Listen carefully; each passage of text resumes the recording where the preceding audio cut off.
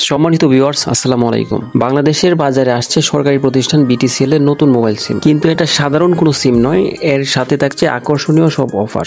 আজকের এই ভিডিওতে আমরা জানবো বিটিসিএল এর এই নতুন সিমে কি কি সুবিধা থাকছে এবং এটা আপনার জন্য কতটুকু কাজের। তাহলে চলুন শুরু করা যাক। প্রথমেই যদি বলি, বিটিসিএল কিন্তু নিজেরা কোনো মোবাইল টাওয়ার বানাচ্ছে না, তারা অন্য অপারেটরের নেটওয়ার্ক ব্যবহার করে এই সেবা দিয়ে থাকে, আর যেটাকে বলে MVNO, mobile virtual network operator. সহজ কথায় বলতে গেলে নেটওয়ার্ক কোয়ালিটি অন্য কোম্পানির হলেও এর আকর্ষণীয় সব প্যাকেজ এবং সেবা দিবে হচ্ছে বিটিসিএল, আর এখানেই হচ্ছে আসল চমক। এবার চলুন দেখে নিই যে নতুন সিমের আসল আকর্ষণগুলো কি কি। প্রথমেই হচ্ছে অল ইন অন প্যাকেজ, মানে হচ্ছে এক প্যাকেজে আপনি সব সেবা নিতে পারবেন। প্রথমেই পাবেন হচ্ছে আনলিমিটেড কথা বলার সুযোগ, তারপর হচ্ছে পাবেন আনলিমিটেড ডাটা এবং হচ্ছে অন্যান্য যে ওটিটি প্ল্যাটফর্ম গুলো আছে যেমন বঙ্গ, চরকি, এরকম সাবস্ক্রিপশন ফ্রিতে নিতে পারবেন। তারপর থাকবে কিস্তিতে স্মার্টফোন কেনার সুযোগ। সম্ভবত এটা হতে পারে সব থেকে বড় অফার। যারা অল্প খরচে স্মার্টফোন নিতে চান তারা মাসিক কিস্তিতে স্মার্টফোন নিতে পারবে। শোনা যাচ্ছে মাত্র 500 টাকা খরচে আপনি স্মার্টফোন নিতে পারবেন, মানে হচ্ছে প্রতি মাসে 500 টাকা দিয়েই আপনি স্মার্টফোন নিতে পারবেন। তাহলে এই সিমটা কাদের জন্য সেরা হতে পারে? যারা এক প্যাকেজে সব